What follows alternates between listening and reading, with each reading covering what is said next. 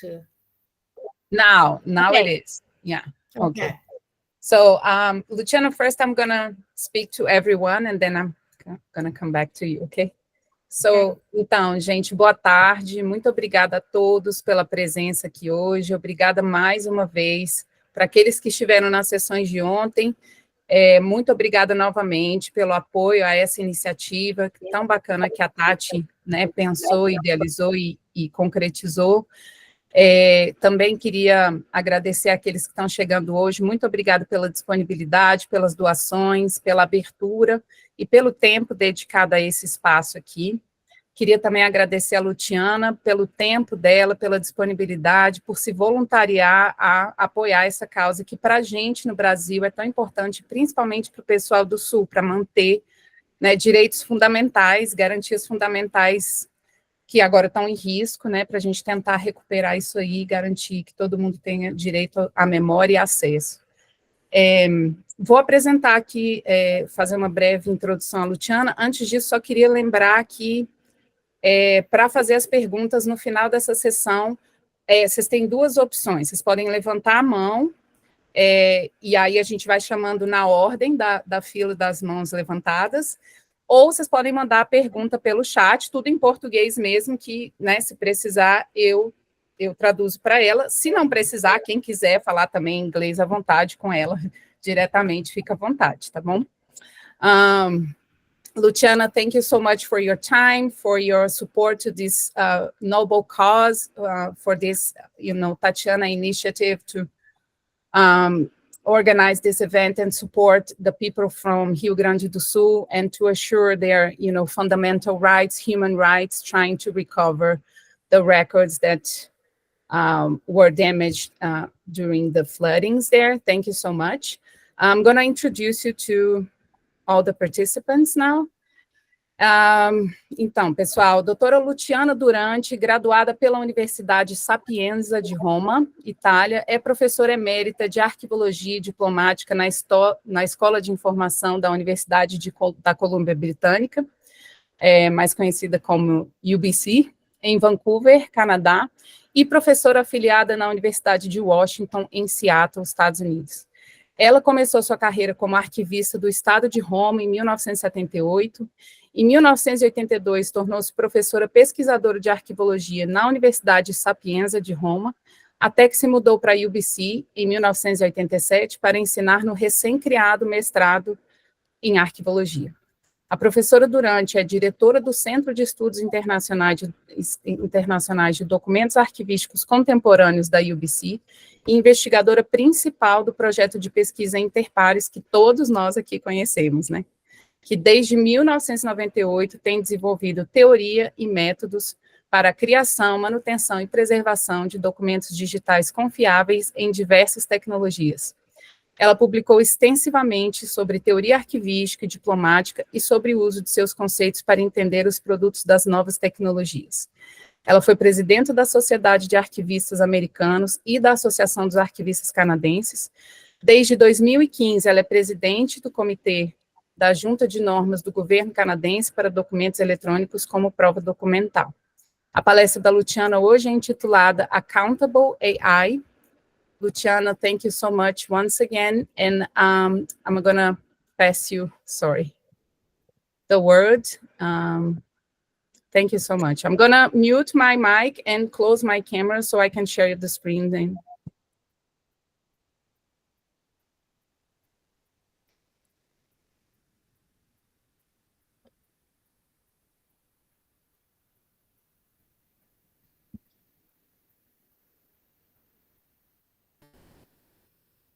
Okay, thank you for your introduction. So if you would move to the first slide.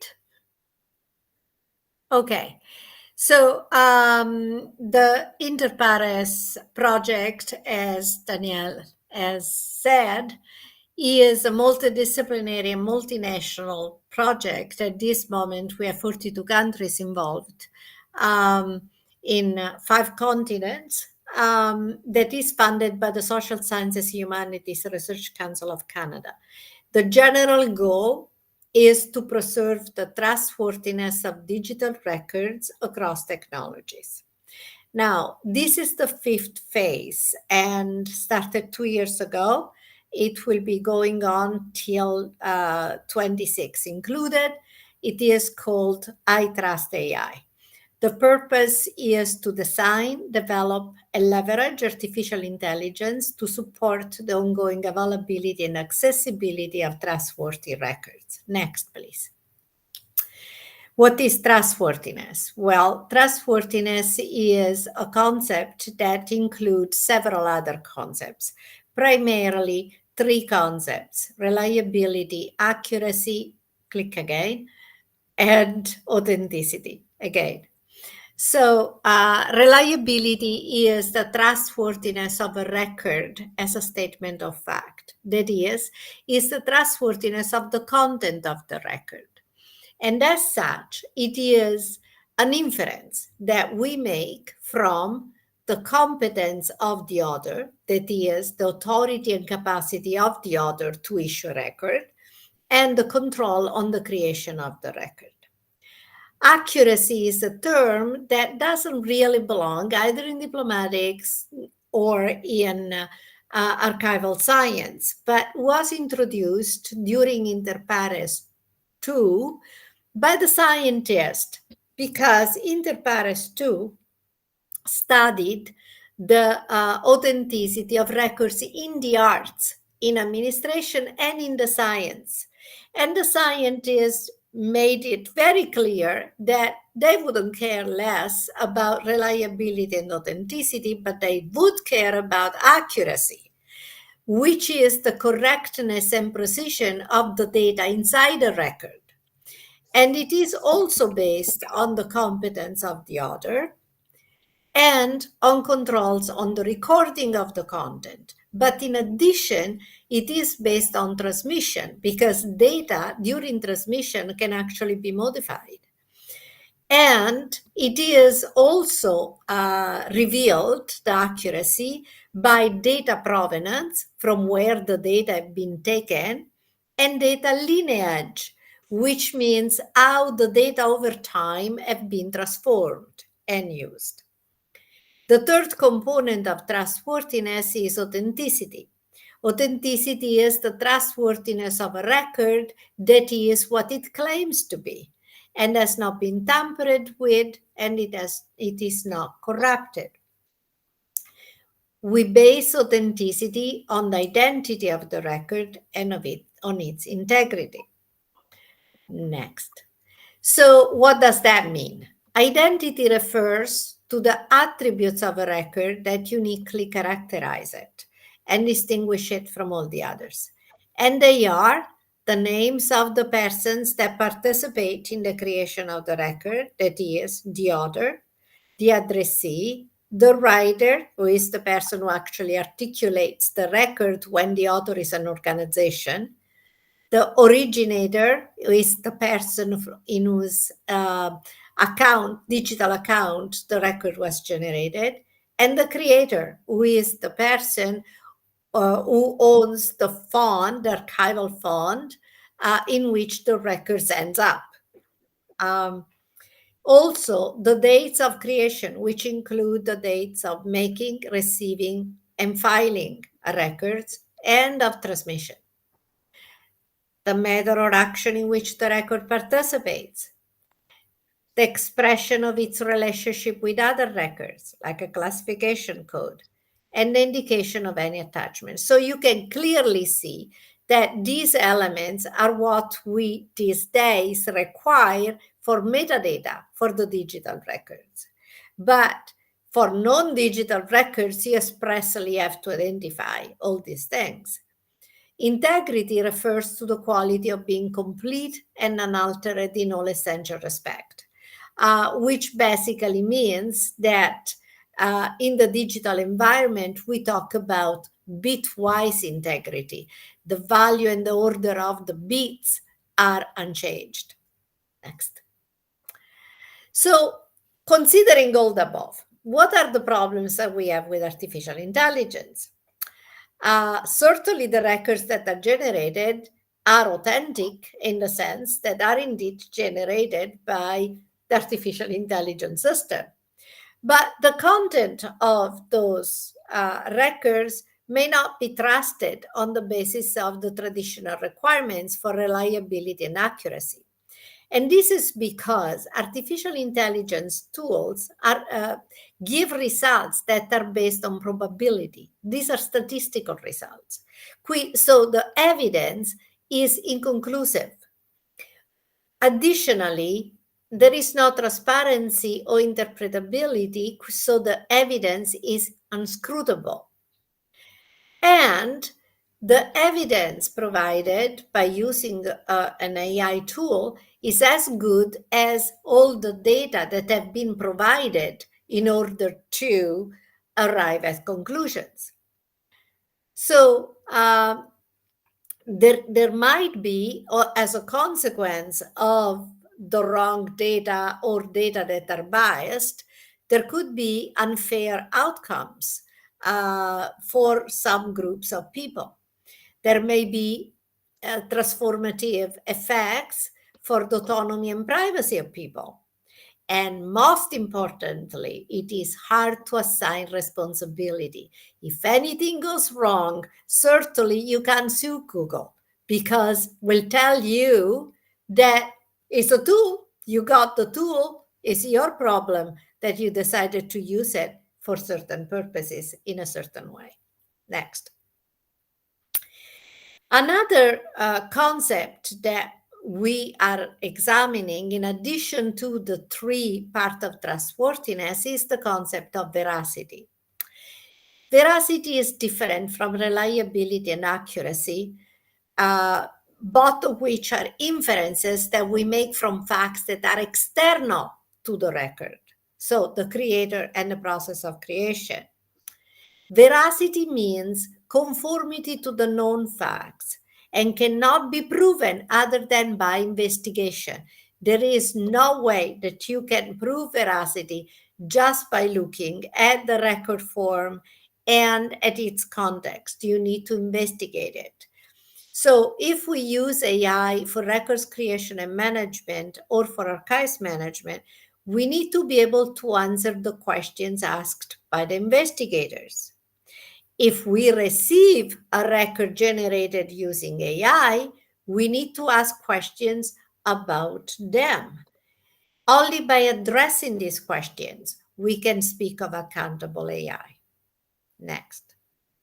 So, in order to discuss that, I will introduce one of the general studies of I Trust AI. I Trust AI carries out two categories of studies. One group of studies are case studies, so on specific situation, and another group affects everything. So the Paradata study that I am going to talk today affects all archival functions, all of them, whatever activity in archives. So it's very important. The purpose of the study is to develop an approach for documenting the AI process that draws on multiple fields, including social sciences, archival studies, explainable AI. The purpose of the study is to fulfill accountability requirements when one uses AI. And here you can see the names of the researchers: Pat Franks, Babak Hamid-Zazeh, who is an engineer. Pat Frank is a records manager. Scott Cameron works for the Bank of Canada. Norman Muradian is an AI expert. And the other two also work for the Bank of Canada, because the Bank of Canada is our field where we are testing this Paradata. Okay, next. So what are the questions that we need to ask? What it is that we need to know when we design, deploy, and interpret the results of the application of an AI tool? Well, some of them are this. If an error or even harm was a result, what type of error? What type of harm? Why did that occur? Who could or should be held responsibility? The data curator who provided the data set?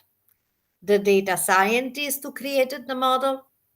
the vendor who supplied the tool, the person or the organization that implemented the tool, the human users of the output of AI because they lacked sufficient training to understand the likelihood of error.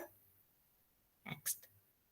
So Jenny Bunn has stated some time ago that if the business is no longer to be transacted only by human beings, but also by AI agents or some combination of the two, what will evidence of those transactions look like?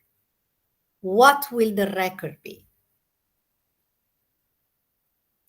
Okay, so how do we explain that?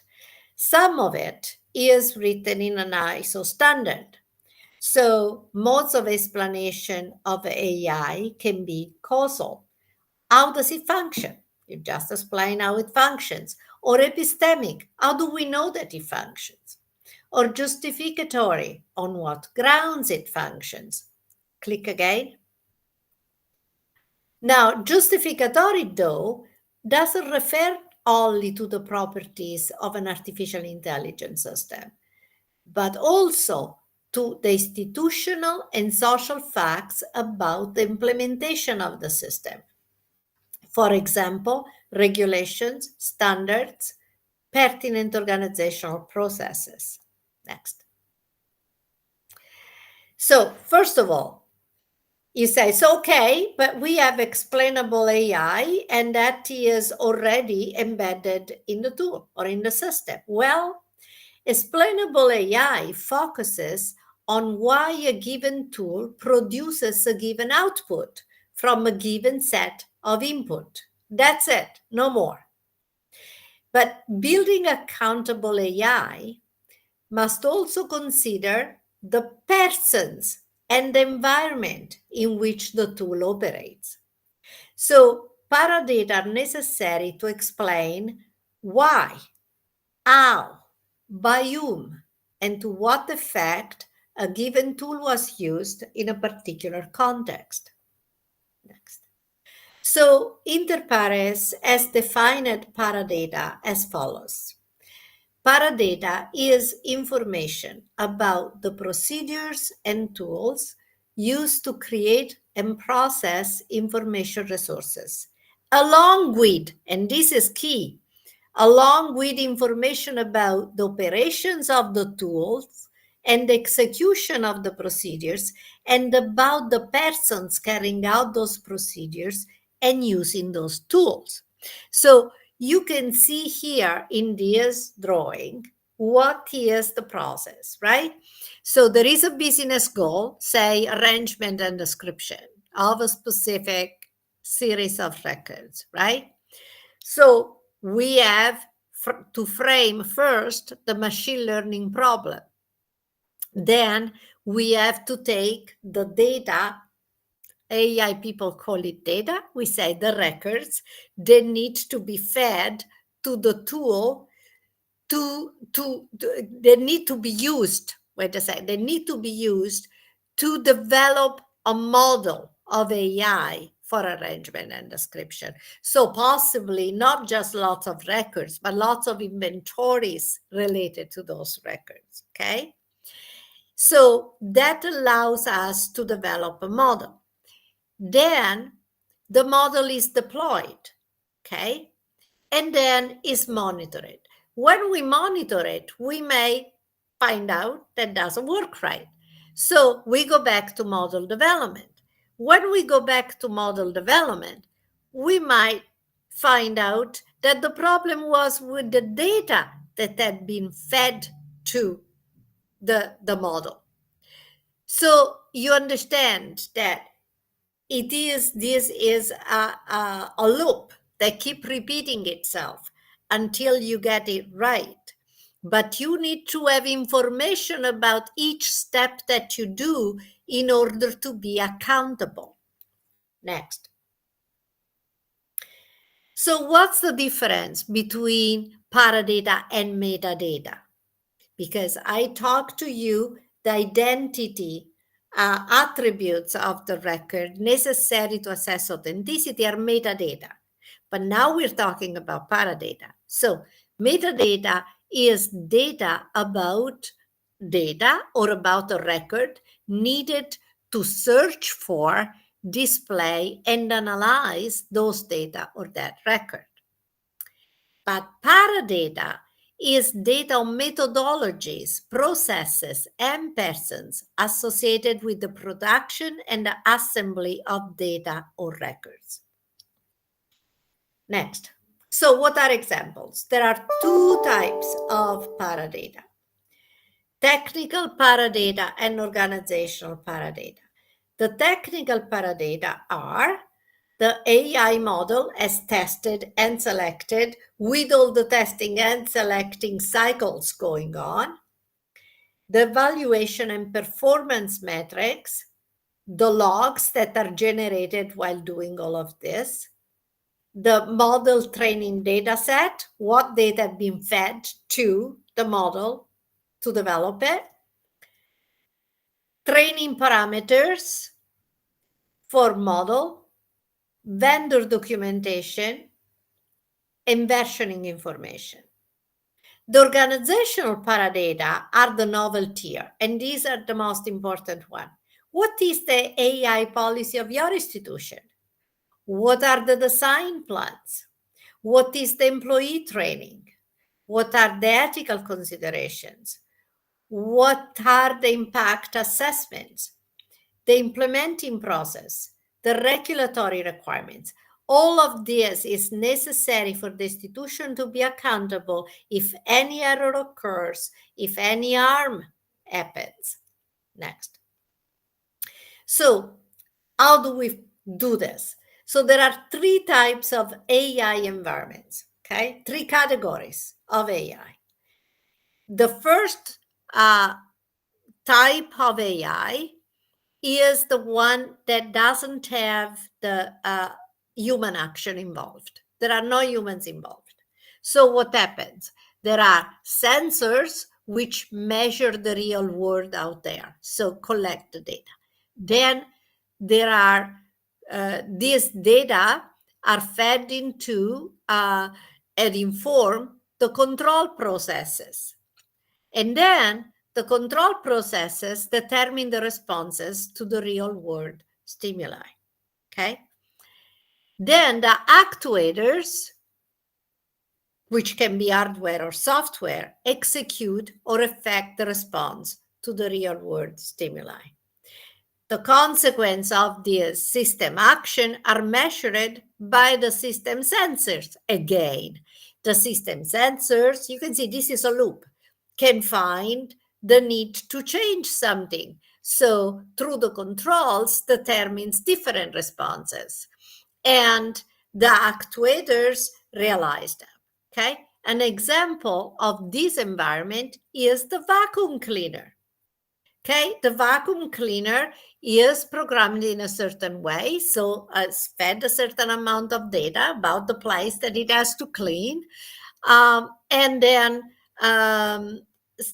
so on the basis of those data decides how to do it, and then it operates. Now, what happens? It goes and bumps against the coffee table. The moment it bumps inside the coffee table, goes, ooh, that was a mistake. So the sensor changed the data that feed the control. And the next time, it will not bump into the coffee table. So this is the first type, the simple type of AI environment. The second type is a recommendation system. A recommendation system is one which senses the environment, through the controls decides what to do, and then makes a decision that passes down to the human beings. Human beings may accept or reject the decision, but they don't actually interfere with any of this. Example, if you are on Facebook and you see the commercial of a cream for the face, right? And you are curious, so you open it and you look at it. And then at that moment, from that moment on, you will see that you will keep getting recommendations for all kinds of creams for the face. So that is a tool, an artificial intelligence tool that studies what it is that you like and then keeps feeding it to you. Now, you may accept the recommendation, so you go and buy something, or you may not, but that has no consequences for the system or whatever it does, okay? Because that's just recommends.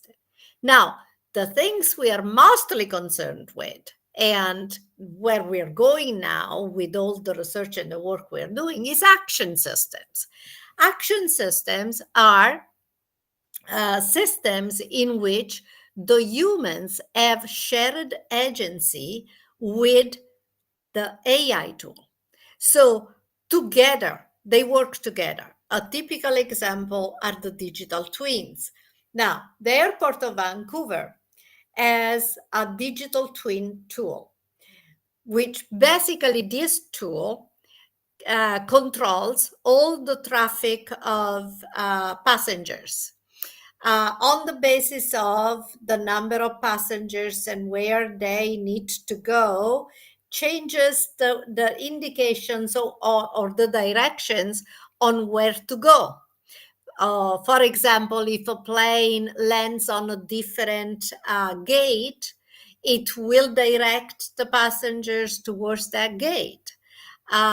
Now, all these system of control at the airport that control security too, all the movement of people within the airport, as human beings behind screens that check what the AI is doing and are able to correct or to stop or whatever is necessary. But you say, so where is the problem? Humans are in control. Well, the problems are in the next slide. So when you have concurrent action, like in the digital twins, the action may be disjoint. So the human beings are doing something while AI is doing something else, or maybe joined, that is, they're doing the same thing at the same time. Can be conflictual, that is, the human beings do something that in fact contrasts with what the AI system is doing. Can be correcting. So the AI system is doing something wrong, the human beings realize it and immediately override it and or enhance it, make it better. If then you have instead, rather than concurrent action, you have one at a time action, like in a car, there is the issue of handoff. At some point, I let the AI drive. But what are the boundaries here? Can I at any time, in any condition, let AI drive? Or is there, or the car itself, the AI can tell me, enough, now you do it, and gives up? What if there is an emergency? Who decides, the AI system or the human being? So there we get accountability. So what are the biggest issues? It is a dynamic environment. That is, yes, you may have the humans and AI make decisions together, but you have time constraints. The real-time requirements are very tight. Also, you have multi-agents, so you may act in a collaborative way, so each one does something, or in a competitive way, one overrides the other. And there are different degrees of autonomy. So who is accountable for what action in all of this? Next. So therefore, the documentation and the recording of what happens should be a mix of continuous, sampled, and event-based, and must be based on predefined trigger points. Must follow the feedback cycle model, the one that I have showed you. So the sensor then the controller, then the actuator, in order to document each of these phases. So in each of these phases, you need to be able to describe what happens when you use that tool. And then the temporal dimension also needs to be captured and documented. Next. So in conclusion, decisions made and actions taken by AI-enabled systems or tools must be documented for the people who use the tools to be accountable. Some of this documentation is automatic as part of the AI system or tool. So when you get an AI system or tools, automatically says what it does at any given time, okay? Some of this documentation is created by humans before using the AI system.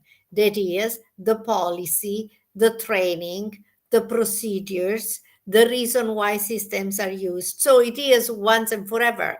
Forever is a relative concept with AI, right? Maybe 10 hours.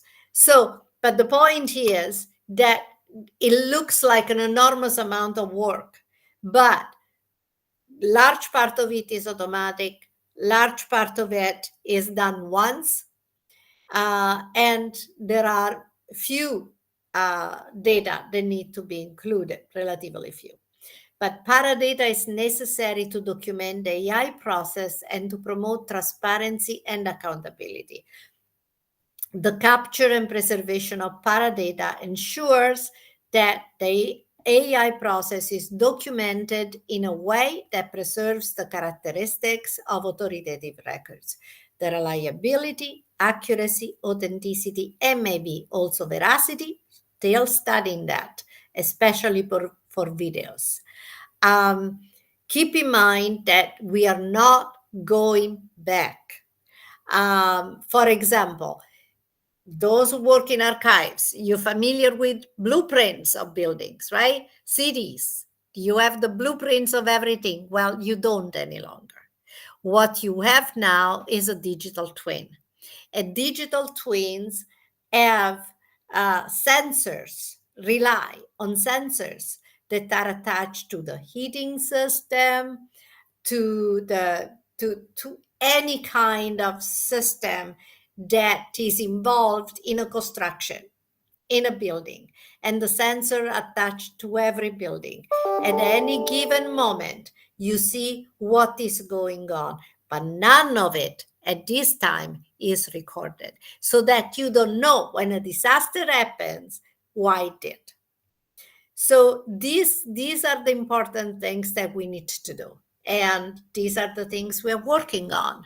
So we have 2.5 years, and we hope that we will come up with tools that can be used safely and accountably by archives and archivists and records managers, of course. Thank you. Questions? Thank you, people. You're so kind. Thank you, Luciana. That was great. That was amazing. Thank you so much. So I'm going to open this space for your questions. Does anyone have a question? Let me check the chat here.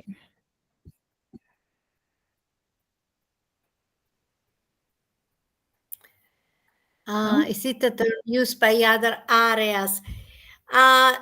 It comes from archaeology. And in fact, in archaeology, they have to document how they have opened the ground, in what weather they have done it, who was trained to do what. So we take it from there, because it's the same thing if you think about it. Mm-hmm. Good. Carlos Eduardo has a question. Carlos, você precisa que eu traduza ou você faz direto? Eu prefiro que você traduza, se é que dá para me ouvir, que eu estou no trabalho aqui, né? Sim, sim. Primeiro, agradecer a professora Luciana, né, pela apresentação, e eu tenho uma dúvida sobre esse paradata, né? Sim. Me parece que é uma documentação relacionada aos processos de trabalho que levam à criação de um documento, né? Sim. Então, a gente tem muito claro que é o que... No, not necessarily. Paradata goes well beyond that. So think of all the archival functions. It affects them all. It's not just creation, is anything that you can do in archives can also be accessed when you help somebody to find the kind of information that they need. You may use an AI instrument. It is used for privacy. So you have an instrument that is able to identify the personal information that is the personal identifying information that is in the records. So it is all phases. It's used for arrangement and description, is used for appraisal, for identification, for creating of metadata. Especially when you digitize lots of material, going record by record to create a metadata is an enormous amount of work. And in some cases, it is not known what you have in front of you. So it's important that you explain what the system does, in which way, what the process is, and in which way some conclusions are reached. Isso te responde, Carlos? Em parte, sim. Agora, uma pergunta assim mais precisa seria em uma estrutura, né, uma pseudoestrutura para preservação desse conteúdo. É muito claro preservar a informação de conteúdo, os metadados, e aonde estaria nessa construção o paradata, né? Estaria associado diretamente ao documento gerado por uma ação da IA, ou estaria associado a um outro contexto, em documentação dos processos que geram os documentos, né? Aonde estaria ali? Yes, but we are not dealing with, we don't use AI for document by document. We use AI when we cannot cope individually. So there's an enormous amount of data that are put in. And then instructions and the model is built to make this work really fast. But we have to explain everything because we can make very fast mistakes. That we can't destroy records, that if we destroy records, then that's not a correctable mistake. You can go wrong in arrangement description, you can correct that, but there are some mistakes that cannot be corrected. Or even if you if you do it to protect privacy, if you do a mistake there, then you incur legal problem. So it's it's a complex thing, but we have published a lot on this, and I believe that they are on the articles are on the public site of Interpares Trust AI. Trust AI. So if you go under dissemination and you look under articles, then you can find them. Good. Thank you, Luciana. Thank you. So, Tatiana also raised her hand. Você quer fazer a pergunta, Tati, ou você quer que eu traduza? Eu acho que a Luciana entende bem português, né? Sim. I understand most of it. Yeah. Então, vou tentar fazer em português mesmo. Luciana, posso dizer que se eu estiver usando alguma inteligência artificial para descrever um documento durante o processo de preservação desse documento, que eu posso guardar esses metadados do paradata, por exemplo, como se fosse premise event. Eu poderia colocar ali nos metadados do premise, como se fosse um evento, como se fosse parte ali de um não sei, de uma tradução daquele documento? Okay, I'm not sure I got it all, but in arrangement and description, so what we have done, we are working with a Norwegian technology developer who we have done a survey of all those who produce AI technology that test the ability to describe the material. We have identified a particular one that is able to implement the RIC standard of the ICA, okay, for the description. And so there is a team international, so primarily Italians, but there are Spanish, etc. There are a number of people who are working on with this organization to make sure that the model is developed on very large amount of records in archives and of inventories, because they have to see the corresponding inventories and the rules, and this will likely be done in a year. Okay, now when this will be done, if an archives wants to adopt it, has got to explain why wants to adopt it, what the procedure will be exactly of feeding the records to this system, who will do it, how trained the person will do is. So you see, the paradata are external in a way to the record. The metadata are what provides the identity of the records, but the paradata is what makes accountable the people who carry out archival functions. So it's like in archaeology, as I said, right? You would have metadata that is direct information about the object that you find, right?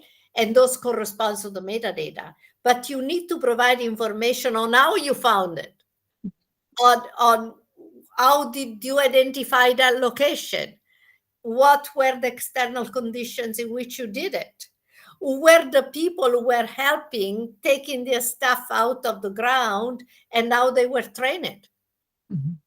And this is basically the same thing. We get a tool that is a technological tool that will only say how it functions, right? But doesn't say what input you gave to it and who did it and what was the procedure for doing it. Because that's when, if something goes wrong, then you can point the finger. Yeah. Otherwise, all the institution is in trouble. Você pode culpar a IA nesse caso. You can blame the artificial intelligence. Well, no, you can't. That's the problem. They tried to do that. A number of lawsuits, especially in England, have been carrying out that way. You know what the vendors tell you, and those tell you, hey, you chose to buy the machine, not us. Okay. Okay. Yeah. So what we are trying to do in this phase of inter pares is to develop tools precisely for archivists, not for others, and to be used with archival material. Okay. But the paradata, so just to conclude, because I think some of the people here would like to... Vicky has to speak now. Yeah. The paradata are necessary so that you cover your shoulders, you cover your back. And you have to have a concern on preserving that metadata. Oh, you must. Because otherwise you would not be okay. Yes. Thank you, Luciana. Thank you so much for your time and your support. We really appreciate, we feel honored with your presence here. So now I'm gonna pass it to Vicky. Vicky, are you here? Whoops. Yeah. Maybe in the meanwhile, I can answer Nadia, who raised her hand. Yes, she's now, her mic is on. Hi, Vicky. Hi. Oh, you there? Can you hear Okay. me? Hi, Vicky. I am going to Hi. dinner now. Okay. Okay. Enjoy. Enjoy. You too. Enjoy. You. Bye, everyone. Thank you for having me. Thank you, Luciana. Bye. Thank you. So get me out because I don't know to get me out. Oh, here. Okay. Okay. No, Bye-bye. I cannot end the video call. You have to. No, ok. Acho que ela saiu. Hi, Vicky. How are you? Jet lagged? Yeah. Hi. So I don't have my camera. My camera is not working right now. So you just have my voice. Yeah, And that's. also I'm losing my voice. So I hope it's going to hold out. Oh my God. Yeah. Do you need our help with the slides or something, or are you able to share your I screen? think I can show the slides. Let me just open it. Mhm. Hang on. I'll just get that. Get the slides up. I have a lot of things open on my desktop right now. Okay. Let's see. From presentation. Okay. From the presence. No, from the beginning. Okay. Let's see. Okay. Okay. Where is presentations? No. Window. Okay, I'll do my entire screen because I can't find. System preferences. Okay, somehow. Let's see. I know you're a Okay. cybersecurity professional and you don't allow Google to do anything. Yes. So I think that unfortunately and don't show this again. Okay. I'll dismiss this. Yeah. Okay. Stop sharing. Let me see. I'm gonna have to change my system settings. I don't know if this is gonna work. If you need help, I had to do it for Luciana. So she sent me her slides and I was sharing my screen. And maybe that's the thing. Yeah. So I'll just send if you want, if you think it's easier, I can do that. No problem. I think it would be. Yeah. Okay. Yeah. Okay. Let me just quickly send. Okay.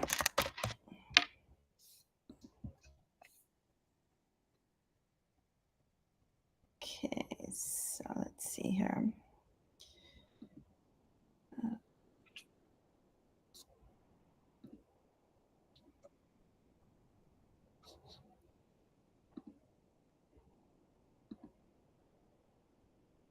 Okay. So I hope that I hope they'll go through. We'll see. Let me know if you receive it. Okay, I'm just waiting. Yeah. I don't know if you're at the same hotel as Luciana. Yes, I am. I feel like it's not a good connection. I feel like I just don't think I'm going to be able to send it to you by email. What I'm going to do is try and get into my OneDrive and I'll send you a link. Okay. I'll have to upload them. Okay, sorry about She was able, it took a while. Yeah. For her to send it, but it worked. Yeah. It worked. Yeah. I guess it just depends how large the presentation is. And because mine has an embedded video, I doubt it. Okay, so let's see. I will go in here. Okay, upload a new one from files upload. Here we go. Okay, so here's the slide deck. Okay. Okay, that is the one. Okay. Okay, so I'm sending you now the link, Danny. Okay. So, oh, maybe it went through. Check your out because I see now. I think you have the slides. Yeah. So we have a backup if you can't access the slides, but it looks at my end as though they did actually go through. Oh, the email? Yeah. Do you see the email? Not yet. No. Let's just wait a minute. So here, I'm sending you now the link to the slides Okay. in case the other one gets bounced back. Because, you know, I'm not the only one who is cybersecurity expert in blocking things these days. Yeah, I know. Probably large files are probably being scanned and blocked, so you never know what's going to come through. Yeah. Okay. All right. I just sent you the link. Mm-hmm. Okay. Let me know if you get it. Okay. Waiting for it. Okay. I got the file. You have it. Okay, perfect. That's great. Okay. Oh, okay. Oh, that's sweet. The title in Portuguese. That's Okay. that and the very end are the only two in Portuguese, because unlike Luciana, I don't understand or speak or write Portuguese. So Yeah, no, but that's okay, you know. So I just wanted to introduce you first, Tatiana. She's the organizer. Tati, can you open your camera, please? She's the organizer, and you know that this event was her idea. I just wanted you to see her face. So that's Tatiana. Yeah. Oh, hi, Tatiana. Hi, Victoria. I apologize. Thank you so that much sent for me. being here. My pleasure. My pleasure. I'm so happy to be able to support you. And I hope that, you know, I hope this event is very successful and really is going to be something that helps everyone recover from the catastrophe. Yeah. Yeah, Thank really you so hope so. much. Yeah, thank you for your time, Vicky, and thank you for supporting this initiative.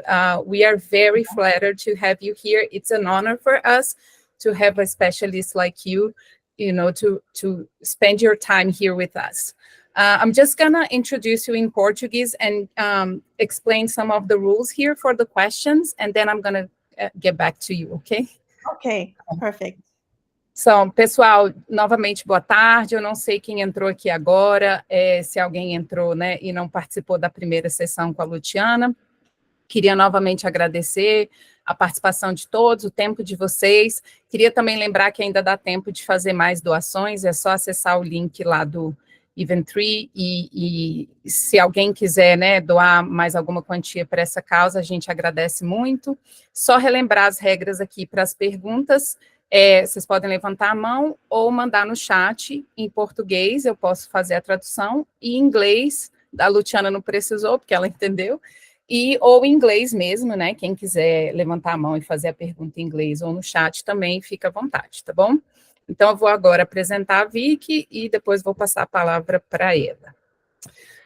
Doutora Vitória Lemieux é uma acadêmica experiente e multidimensional, líder em tecnologia e inovação. Atualmente, ela ocupa o cargo de professora de Arquivologia na Escola de Informação da Universidade da Colômbia Britânica, UBC, possui uma posição de docente afiliada no Departamento de Engenharia Elétrica e da Computação na Faculdade de Ciências Aplicadas da UBC e é membro do Instituto de Sistemas de Computação, Informação e Cognição da UBC. Ela também é fundadora e co-líder do Blockchain at UBC, um grupo de pesquisa multidisciplinar em blockchain na mesma universidade. Sua pesquisa acadêmica foca nos riscos à disponibilidade de documentos confiáveis e como esses riscos impactam a transparência, estabilidade financeira, accountability e direitos humanos. Victoria atualmente participa do Comitê Técnico 307 da ISO, que é sobre blockchain, tecnologia de registros distribuídos. É doutora em estudos arquivísticos pela University College London e, desde 2005, é uma profissional certificada em segurança de sistemas de informação. Essa certificação é mais conhecida como CISP, Certified Information System Security Professional. Ela é a vencedora do prêmio Emmett Leahy de 2015 por suas relevantes contribuições ao campo da gestão documental, do Prêmio de Inovação em Big Data do Banco Mundial de 2015 e do Prêmio de Liderança no Ecossistema Blockchain de 2020. Em 2020, ela também foi nomeada uma das 20 maiores mulheres em segurança de TI no Canadá e foi 2 vezes nomeada uma acadêmica distinta da Southern School of Business também da UBC. Ela é autora e editora de artigos e livros premiados, incluindo os 4 últimos livros lançados por ela, um que chama Financial Analysis and Risk Management, Data Governance, Analytics and Lifecycle Management, Building Trust and Information, Perspectives on the Frontiers of Provenance, Building Decentralized Trust, Multidisciplinary Perspectives on the Design of Blockchain and Distributed Ledgers, e Searching for Trust, Blockchain Technology in an Age of Disinformation. A palestra da Vicky chama Creating a Digital Backpack for Times of Crisis Using Blockchain.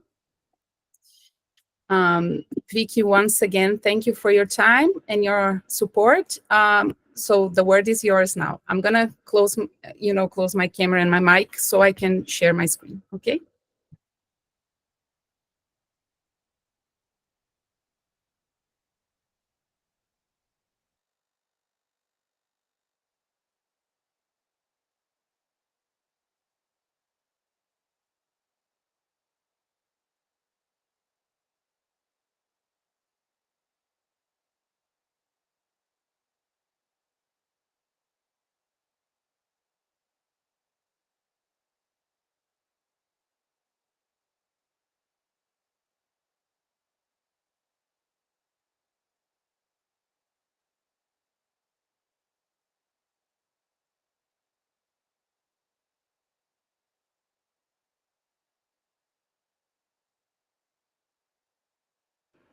Vocês conseguiram?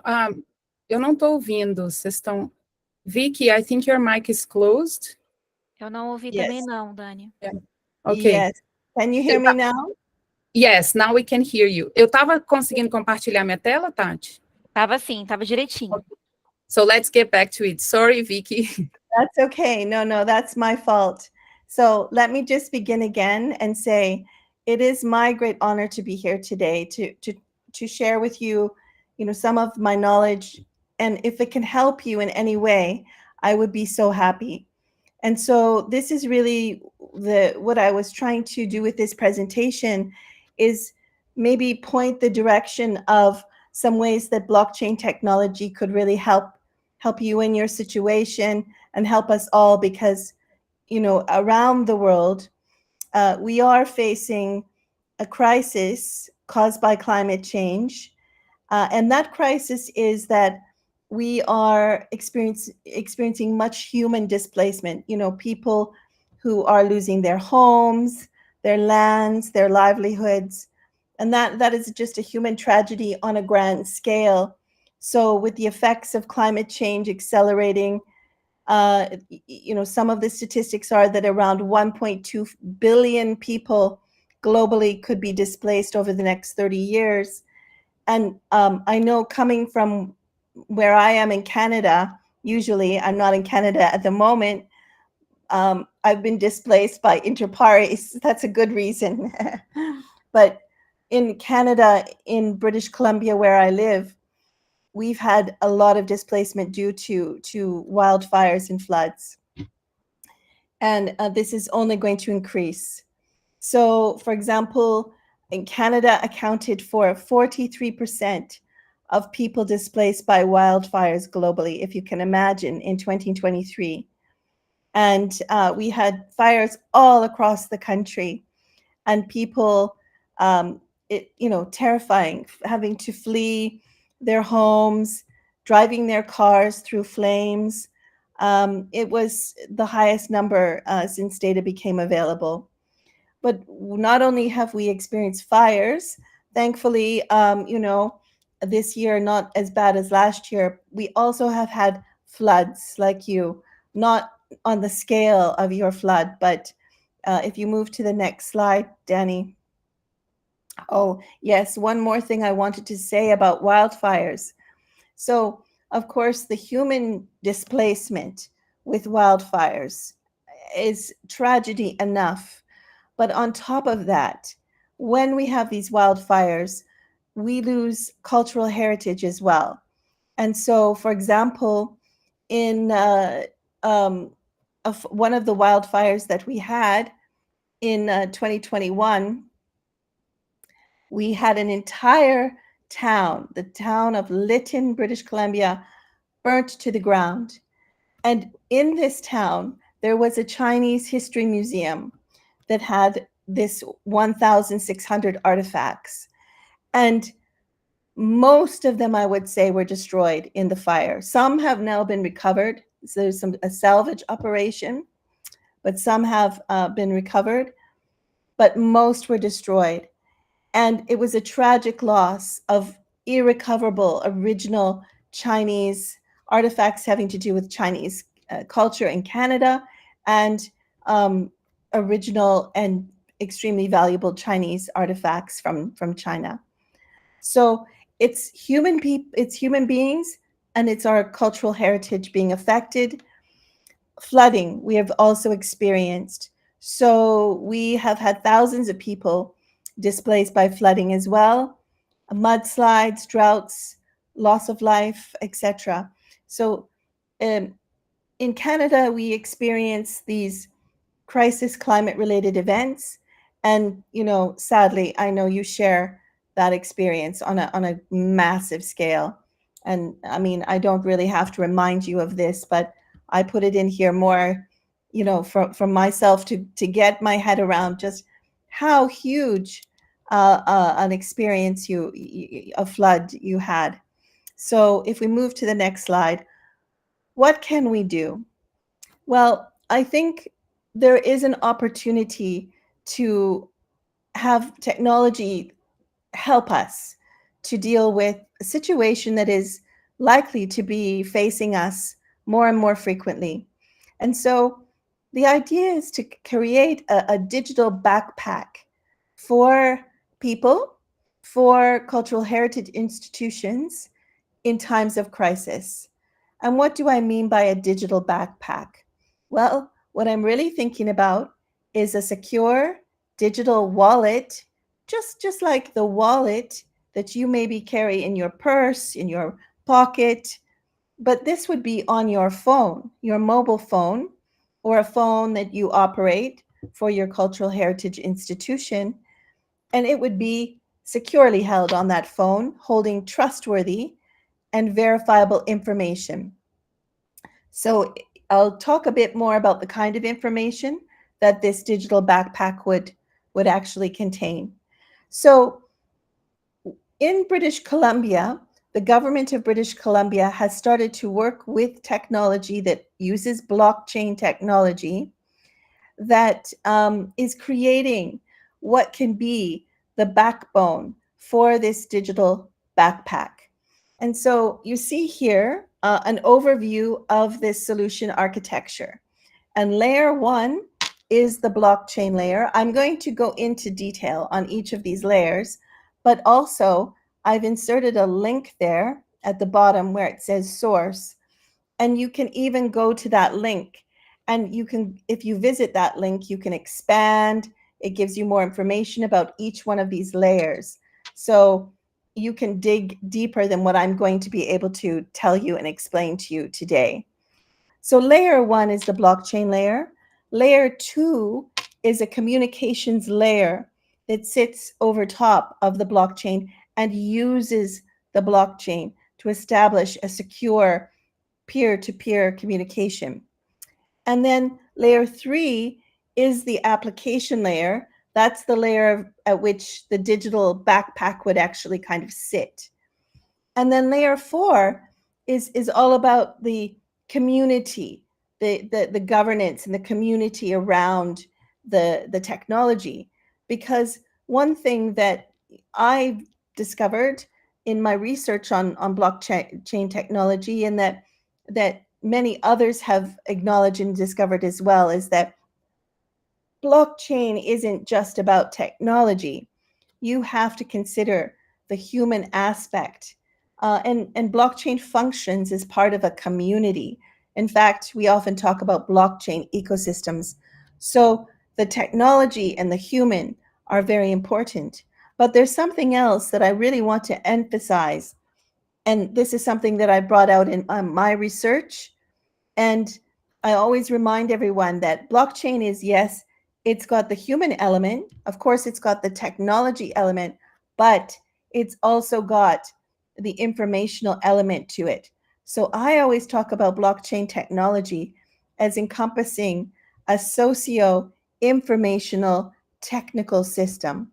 You need all three: human, information, like in the form of archival documents, and we'll talk about that in a bit more, and the technology. So this stack builds on all of these ideas. And so if we move to the next slide, start to go down into detail. So as I said, layer 1, that's the blockchain layer. And in the British Columbia government, we are actually operating in BC our own blockchain. It's called Be Sovereign. Be Sovereign. So you see it there, BCOVRIN. It's a test net. So it's still not fully operational, widespread formal government policy. It's still more or less in an experimental stage, but it is gaining maturity to the point where it is actually being used for practical applications, and I will show you. And you'll have to forgive me. Every once in a while, I'm going to have to just cough because I'm losing my voice. So, so please forgive me, and I'm just going to take a little drink here. So, if you go back just a little bit, Danny, yeah, so layer 1. So, of course, when you have a blockchain is a decentralized network of computers. Usually we call them nodes. And you need at least 4. And so you can see here in this little screenshot that I've done, you can see that there are 4 nodes representing this test net, this minimal test net. And you can see that you can search up different transactions and what have you.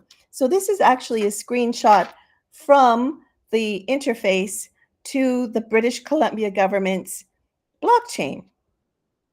It is running on a particular type of blockchain, which is called a permissioned blockchain. And there are basically 2 types of blockchains. There's the permission type, which is what Be Sovereign is running on. And then there's the permissionless. And when we think of permissionless, we often think of Bitcoin or Ethereum, if you've heard of those blockchains. Most people have heard of Bitcoin. A lot of people have heard of Ethereum. Why do we call those ones permissionless? Because the nodes that maintain the network, they can just come and go as they please. They don't need to identify themselves. They don't need to be authorized. But in government applications, like in the BC government, well, it's really not ideal to have nodes just be able to come and go, because you want to have security.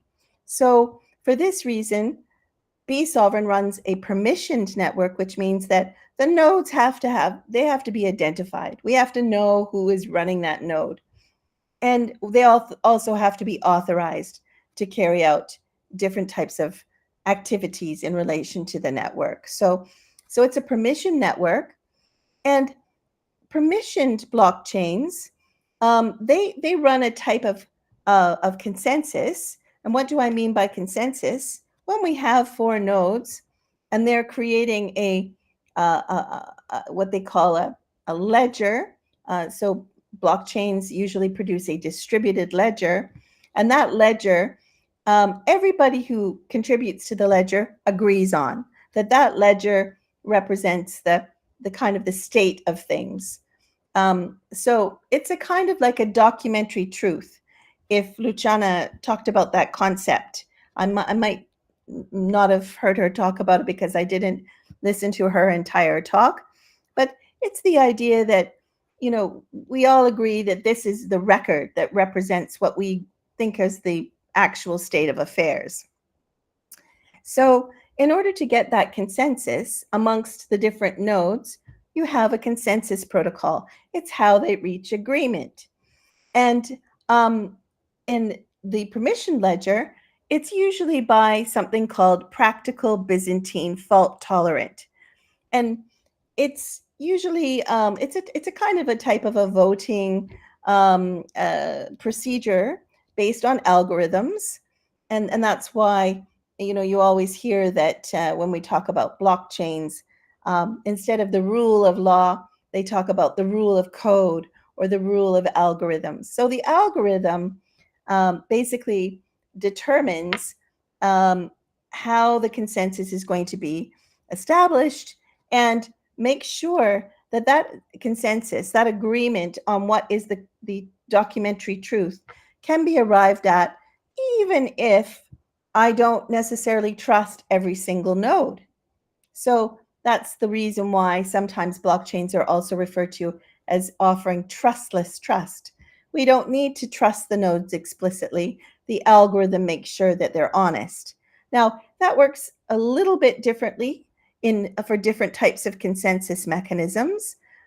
With practical Byzantine fault tolerant, or the variant that, you know, BC government is using is RB, the RBPT, the plenum consensus model. Usually you have to know at least 1/3 of your nodes are honest. Now, with Bitcoin, on the other hand, in the permissionless world of blockchains, the consensus mechanism operates differently. And you need to, basically, you'd need to have 51% of all the nodes basically become dishonest in order not to trust the ledger, the documentary truth. So it's a little bit different. It takes more energy to do that. So sometimes Bitcoin is criticized, for example, for using too much energy. On the other hand, the permissioned consensus mechanism uses not very much more energy than a standard database. So it's quite energy efficient. And that's a very nice thing when we're thinking about climate change and climate effects as well. On the other hand, it's maybe not quite as secure and robust as the Bitcoin consensus mechanism. So we have some trade-offs. And these are things that when the BC government decided what kind of blockchain it was going to use, it thought this through, and for its own purposes, it has chosen this one because it can secure the blockchain through identity and authorization and more traditional cybersecurity means, as well as the consensus mechanism. So that's a lot of detail about this particular blockchain, but I wanted to explain it by way of explaining some of the differences between this blockchain, a permissioned one, and maybe some of the blockchains that are more, you hear about more popularly, like Bitcoin and Ethereum. But I also wanted you to know that this is real. This is a real blockchain really being used. So if we go to the next slide then now, finally. So why blockchain though? Why is the BC government building their own blockchain? And here is what I would call the ledger trust that is offered by the blockchain. And that's characterized by a kind of trust, a trustworthiness in the documentary truth, the trustworthiness in the ledger as a source of definitive and immutable evidence. And that is created by this operation of the consensus mechanism, the decentralization, also the use of cryptography to chain together transactions. I won't go into the technical details, but feel free to ask me some questions if you want to know more about that. But I explain all of this in my book, Searching for Trust. Lots and lots of details in there. But the other thing I explain in that book is that even though since about 2014, people have recognized the value of blockchain as this definitive and immutable source of evidence, even though if we look at and examine blockchain records from the standpoint of archival diplomatics, like Luciana was just explaining, we see that they are not perfect. We see that some claims to the blockchain offering the truth, or the blockchain offering, even definitive evidence or records. It is not the case.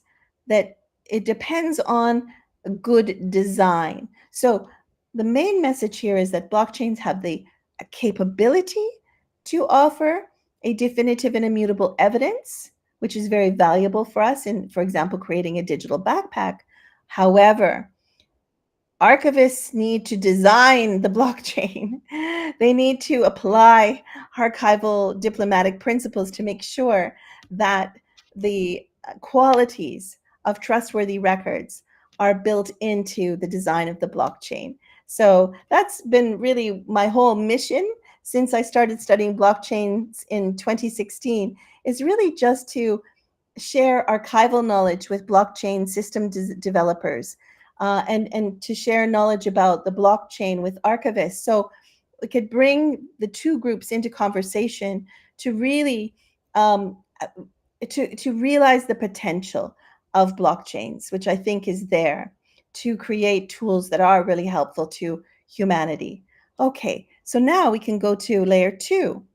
So over this blockchain that the BC government has built, they have created something that allows for secure communication between any person or any device and any other person or device.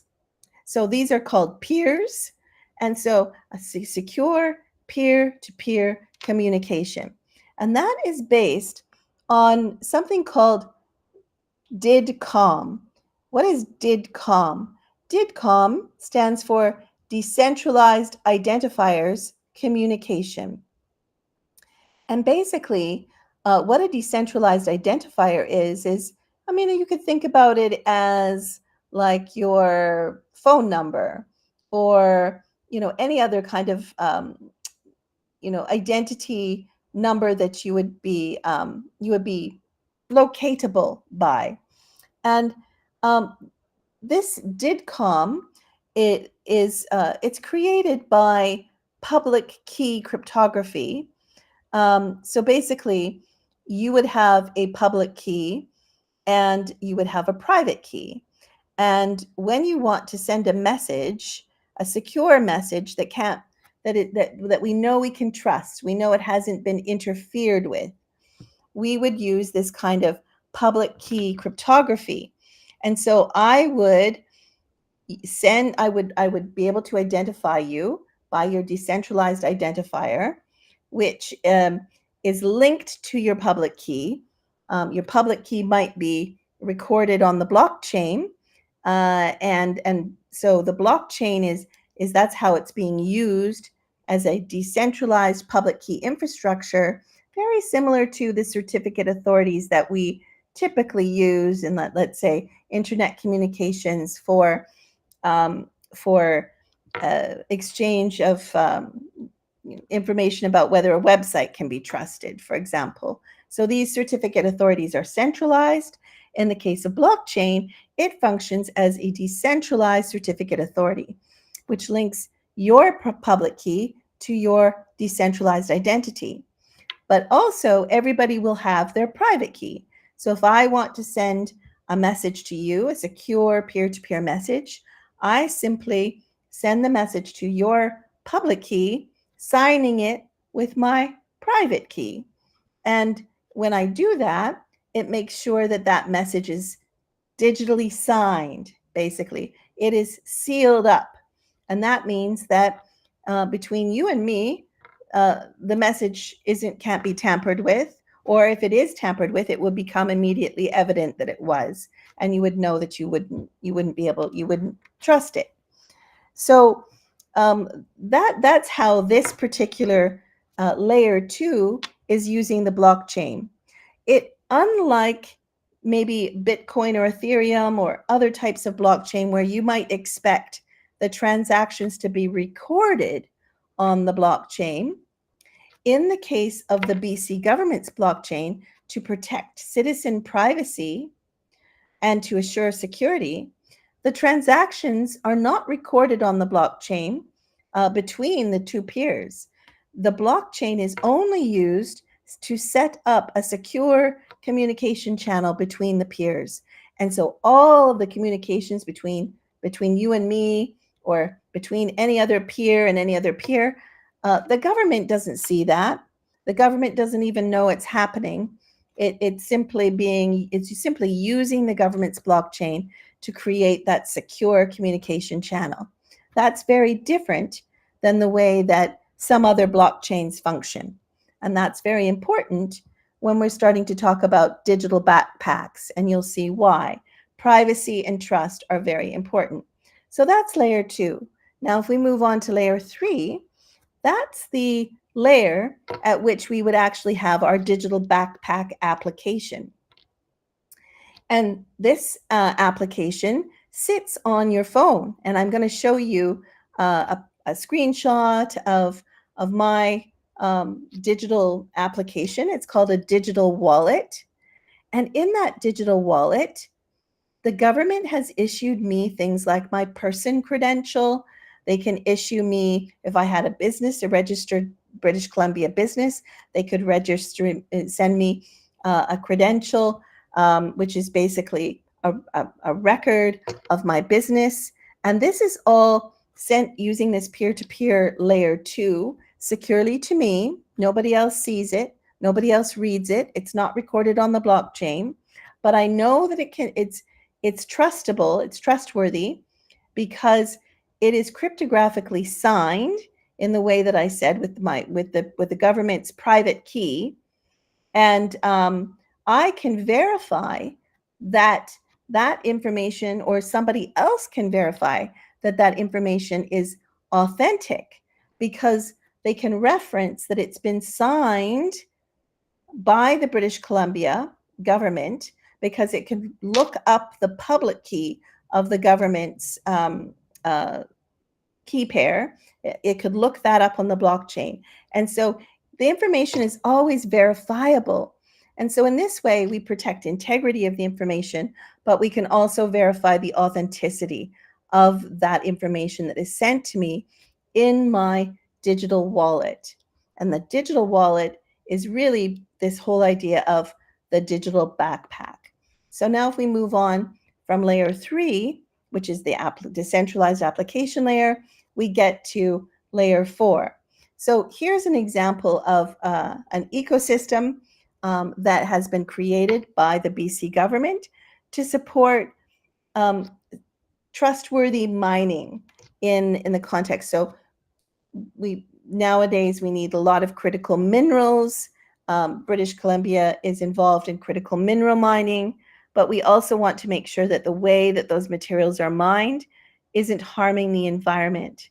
And so they've created this network of trusted actors who are participating and using the layer 3 application that they've built in order to prove that British Columbia mining is environmentally sustainable. And so this is the layer 4. And if we're talking about a digital backpack, it might involve, emergency services personnel, individuals affected in hospitals, all kinds of different players in a crisis situation.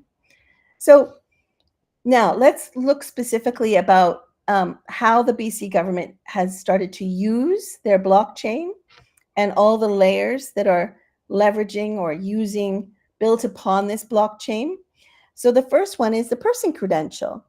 So I can, and you can too, I put a link in, anybody can download the BC government's digital wallet. Just that I was explaining that, layer 3, this digital wallet, you can download it. And what is the BC Ministry of Citizen Services and Office of the Chief Information Officer doing? Well, what they're doing is everybody in British Columbia, we have a driver's license. It also functions as a sort of digital ID for us. And what they're doing now is you can upload a copy, a screenshot of your driver's license. You have to do a video so that they can check that you're, a liveness test. And you send that picture of your driver's license off to them. They will verify your video, the photograph against the information they have. And then they will issue you one of these verifiable credentials, that trustworthy and verifiable information that I was talking to you about at layer 3. This verifiable credential is called a person credential. And that's basically a digital form of your regular driver's license, but it's on your phone in a secure digital backpack, the digital wallet. And then, so if you forget your driver's license, which I actually did forget my driver's license when I came to Croatia and I wanted to rent a car. And so I was able to actually say, oh, here's my person credential in my digital wallet. I also had to show my international driver's license, but eventually that could be issued as well. And although the person who is in the rental agency doesn't have a means to cryptographically verify that person credential right now, in the future they could. So they wouldn't just have to trust me saying, oh, here's my person credential, or here's my international driver's license, and them have to do a visual inspection to see whether or not this is an authentic record document. They could actually cryptographically verify it with reference to the blockchain. So that's the future that we are trying to build in British Columbia, and indeed, around the world, actually, in collaboration with other jurisdictions. So now here's an example of what my person credential looks like. In my digital wallet, I have my person credential, and it'll expand. It'll have all my information on there, but that's for me to see. If you asked me to, verify who I was, I wouldn't have to share with you my date of birth or, where I live, in order to prove to you that this is my actual ID. I actually do have a BC driver's license. You don't need to know my date of birth for that. So the other advantage of having a verifiable credential is it's very privacy preserving. When I present my ID to somebody I don't know, they see all that information that they don't need to see. But with a verifiable credential, it uses something called zero knowledge proof cryptography, ZKP or ZKP.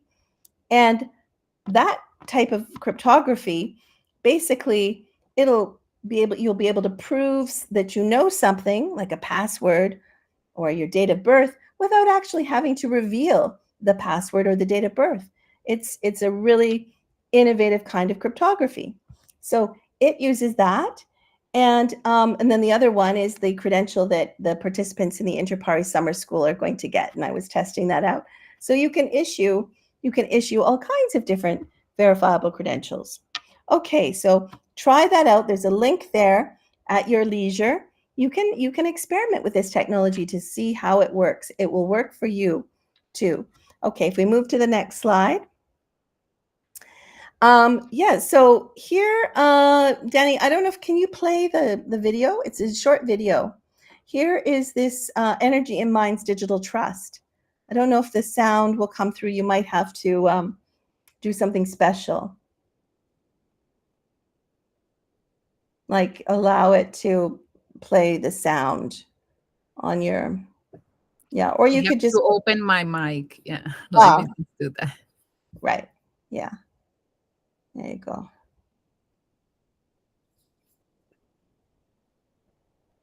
Energy in Minds Digital Trust is fostering a collaborative digital ecosystem that is improving trust, transparency, and efficiency in the mining sector using digital credentials. To compete in a global market that prioritizes sustainable goods, mining operators are increasingly being asked to prove their commitment to environmental, social, and governance goals. With digital credentials, mining operators can securely demonstrate where and how their products were produced with just a few clicks. In this demonstration, the government of British Columbia's Major Mines Office will offer Hudbay Minerals Inc. a Mines Act permit digital credential, allowing Hudbay to securely and efficiently prove that they hold a valid permit from the government of BC. To initiate the process of receiving their Mines Act permit as a digital credential, Hudbay logs into MineSpace, selects Copper Mountain Mine, and navigates to the Permit tab. Hudbay sees that they need to connect their digital wallet in order to receive digital credentials. Hudbay clicks Generate Digital Wallet Connection and reviews the on-screen information. Once satisfied, Hudbay generates a connection invitation and copies the invitation URL. Hudbay pastes the invitation URL from MineSpace into their Northern Block Orbit wallet and clicks Connect to connect the organizational wallet of the permittee and the Government of British Columbia's Chief Permitting Officer for Mines. Hudbay can see the new connection in their Northern Block Enterprise wallet. Hudbay navigates back into MineSpace and sees that their wallet connection is now active. They select the correct permit and click Issue as Digital Credential from the action menu to request their digital credential. In their Northern Block Orbit wallet, Hudbay reviews the credential offer, confirms the data is correct, and accepts the Mines Act permit digital credential. Equipped with their Mines Act permit digital credential, Hudbay can prove their permit status with just a few clicks, verified in real time. Anyone viewing the credential can be confident the information is valid. Hudbay can also receive their Towards Sustainable Mining, or TSM scores as a digital credential. TSM is a voluntary benchmarking standard that recognizes environmental, social, and governance performance. Participating mines must report their TSM scores annually. Qualified assurance providers review and confirm the mine's reported performance every 3 years to ensure accuracy. While 2023 is a self-assessment year for Hudbay, this video includes third-party assessment for demonstration purposes. To begin the process for reporting their TSM scores, Hudbay logs into Northern Block Orbit and navigates to the issuance page to send a proposal to their third-party assurance provider, EnviroChem Services, Inc. Hudbay selects the TSM credential and chooses to disclose all attributes before sending the proposal for verification. EnviroChem logs into their Northern Block Orbit wallet and sees the proposal from Hudbay. EnviroChem reviews Hudbay's self-assessed data and makes any necessary alterations. Once satisfied the data aligns with their verification, EnviroChem sends the revised credential offer back to Hudbay, bypassing the need to send paperwork directly to the Mining Association of Canada. Hudbay logs back into their Northern Block Orbit wallet and sees a credential offer from EnviroChem. Hudbay reviews the notes outlining EnviroChem's changes and, once satisfied, accepts the credential. Now equipped with the digital TSM credential, Hudbay can report to the Mining Association of Canada. Hudbay navigates to the Share Credential screen, creates a new proposal to the Mining Association of Canada, and selects the TSM credential. Hudbay chooses to disclose all data fields and sends the proposal to the Mining Association of Canada. The Mining Association of Canada's Northern Block Orbit wallet automatically generates a presentation request back to Hudbay. The Mining Association of Canada logs into their Northern Block Orbit wallet and sees a notification from Hudbay. The Mining Association of Canada navigates to the Verification Negotiation tab. The Mining Association of Canada can see that they have received a proof from Hudbay. They review the data fields and see the third-party audited TSM scores. After reviewing the data and comments to ensure it meets their needs, the Mining Association of Canada verifies their credential. Hudbay now holds the Towards Sustainable Mining credential and the Mines Act permit credential in their digital wallet. Hudbay can continue to demonstrate their permit status and their TSM performance to any interested party, including customers and investors. Thank you to the Government of BC's Major Mines Office and Mines Digital Services teams. Hudbay Minerals Inc., the Mining Association of Canada, and EnviroChem Services, Inc. for participating in this demonstration. Okay. Well, I know that was a lot of detail, but I wanted to share that with you so you could see how one of these applications works, how the digital credentials are received, how they're shared, how they're verified. So if we go to the next slide. Oh, there we go. So how can we use this technology to help us now with situations where we have emergencies, climate emergencies? So I can see that we might need a digital backpack for ourselves as individuals, and maybe, you know, connecting to our families and groups that we're part of. And so what would that individual digital backpack hold? Well, your person credential, for example. It would probably also be useful for it to hold ownership, your land title, for example, or proof of house ownership. Also insurance on your property, your home, and your personal things. Maybe also a health card credential, because you might need some emergency health care. And also, in many countries, there's discussion about creating a central bank-backed digital currency. This would be different than Bitcoin, for example, as a cryptocurrency. It would be backed by and issued by the government. So in the case of Canada, the Bank of Canada, and that could also be put in your backpack as emergency money for you to use in you know, if you need to purchase something for your family, food, whatever it is you need. So this would be in your phone. Of course, you know, times of crisis, cellular networks break down, so the provisions have to be made to maintain, you know, satellite connections and you know, the infrastructure that this can work. But at least if people had these verifiable, safe, secure, and privacy-preserving documents accessible on their phones, if you have to flee, you know, urgently, you can do so, and knowing that you got this in your phone.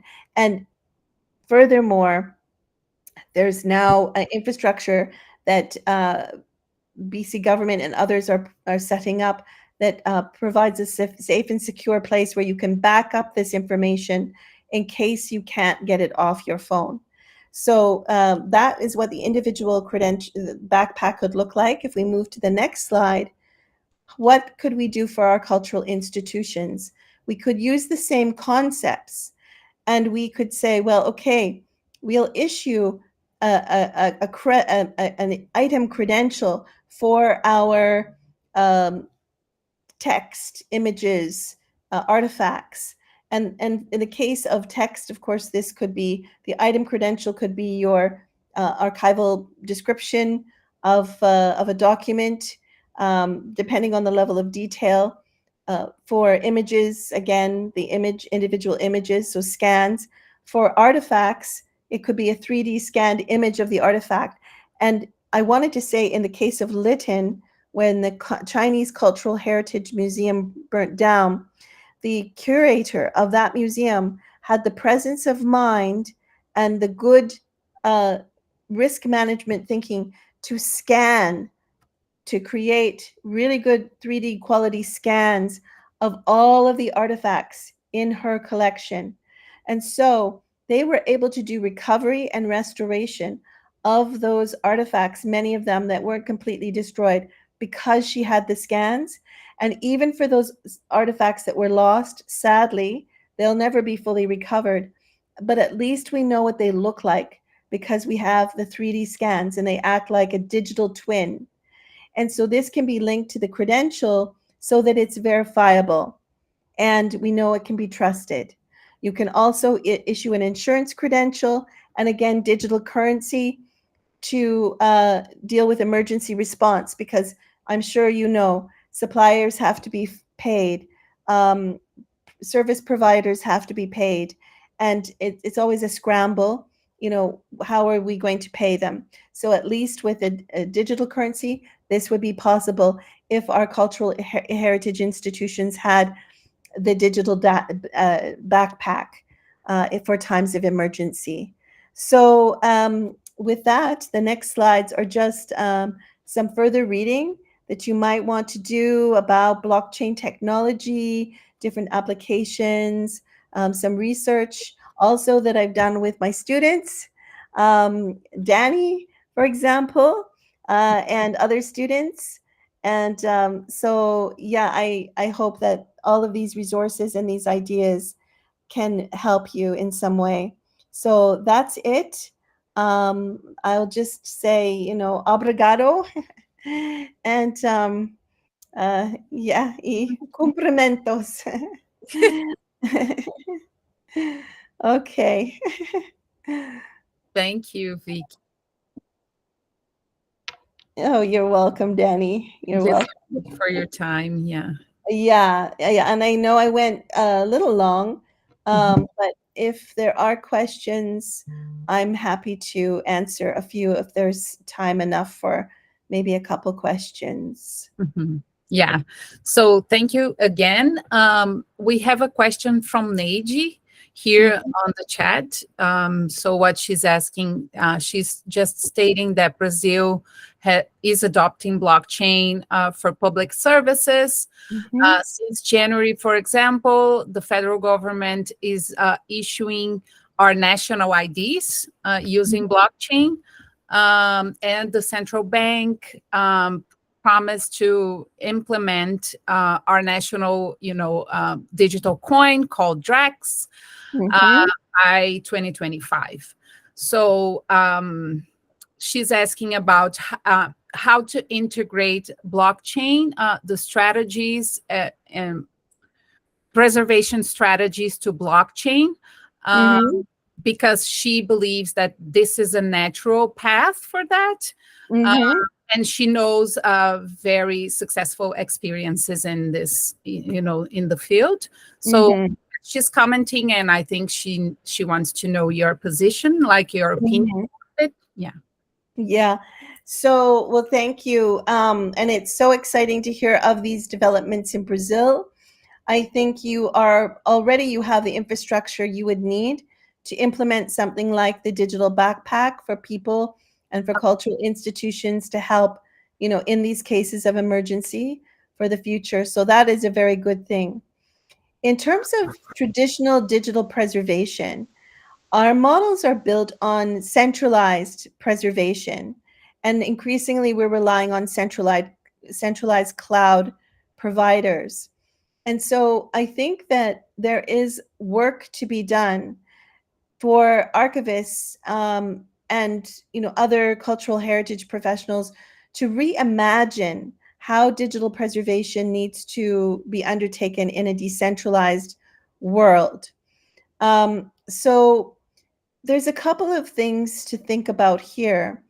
One thing is that in other research that I'm doing focused on privacy enhancing technology, there's something called federated machine learning.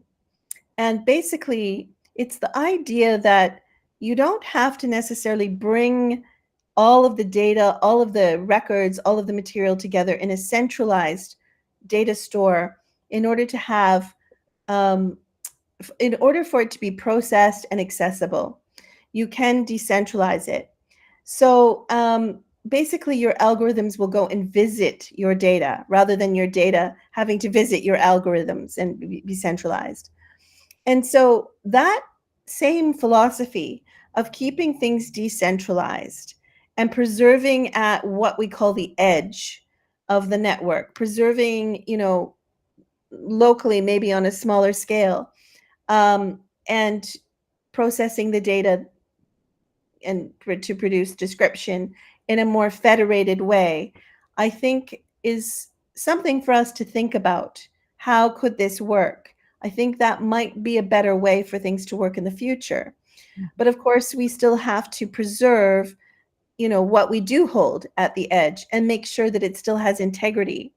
again, using some of the privacy enhancing technologies, we would be able to provide, let's say, verifiable, we would be able to verify that the records in one another's repositories hadn't been altered or changed at the bit structure level. Now, of course, the challenge with digital preservation is that records do have to change at the bit structure level in order to preserve them, because file formats become obsolete. Software becomes obsolete and has to be updated. So projects like Project Archangel, which was done by the UK National Archives, that used generative artificial intelligence to assess whether a video file had been altered to the extent that you wouldn't be able to trust it anymore, are very interesting ways that artificial intelligence can be used to help us leverage the integrity checking powers of the blockchain, but not to the point where the records become frozen in time, which is something that we can't really do if we really want to properly preserve records. So in other words, I guess I can't really give you a definitive answer. It is work to be done. And as a community, as an international community of archival professionals, we need to come together to start to reimagine how we do digital preservation in a decentralized world. Thank you, Vicky. Neide, esse é realmente um projeto que é bem sucedido, esse do Archangel que ela citou, e se você tiver interesse, depois eu te passo a fonte, o artigo para você dar uma olhada, tá bom? Esse é um bom exemplo, eu acho. There is another question here, Vicky, from Alex. He's asking if you know the Trust Chain project. He's referring to her Hervoy project. Yes. Preserving the digital signature of records. Yes, I do. And I participated in that project as well as a researcher. And so I do know the project, and I feel that that also has a role to play. So if we know that, for example, let's say a verifiable credential has been digitally signed, or a record has been digitally signed, and then that we have to make the digital signature persist over time in the archives, well, we can use the methodology and the approach, the framework that Hervoy and the research team came up with to re-sign using blockchain as the decentralized certificate authority for the signing.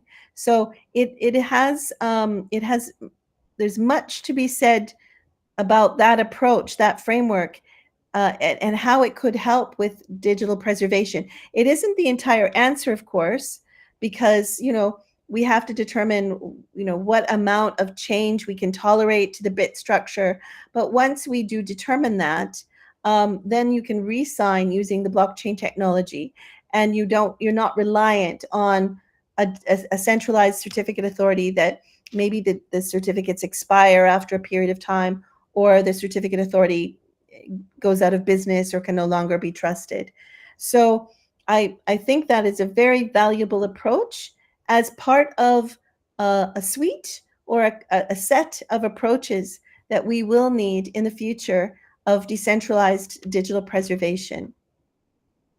Okay, thank you so much for this, Vicky. We have one last question. I know you are exhausted, you are jet-lagged, and almost voiceless. So if you can just answer this last one. So Sergio is asking if preserving the maintenance of cryptocurrency using blockchain is pretty different than preserving the hash of a record. He's asking if there is a big difference between these two processes. Well, so preserving a hash is a hash, and so if I were to hash the entire National Archives of Brazil, it would still be a 256-bit number. If I were to hash a Bitcoin transaction, it would still be a 256-bit number. So the hash is preserving a hash is relatively straightforward. But what is the difficult part is that when we want to preserve records, we have to preserve the intellectual form of the records. We have to understand the transaction to which the records relate. And so it's not enough just to preserve the hash on the blockchain. We have to preserve also the metadata that Luciana I know she talked about this, and the paradata. And, this is what will allow us to understand what is it that the hash actually represents. Mm-hmm. Otherwise, when we look at the blockchain, we see a hash. It's a 256-bit number. We don't know if it's the entire holdings of the National Archives of Brazil, or if it's just a Bitcoin transaction. And I write about this problem in my book. The fact that we do not preserve in most blockchain applications for record keeping the archival bond. We do not preserve it because software developers don't understand the archival bond.